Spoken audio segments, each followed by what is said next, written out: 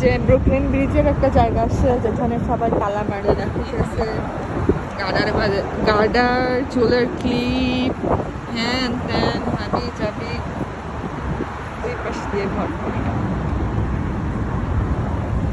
যে চুলের, বিশেষ করে চুলের রাবার ব্যান্ডগুলা এখানে রেখে গেছে তালায়, আবার নামও লিখে রেখে গেছে। I think as a memory যে ওরা এখানে আসছিল, ওই জন্য মেবি।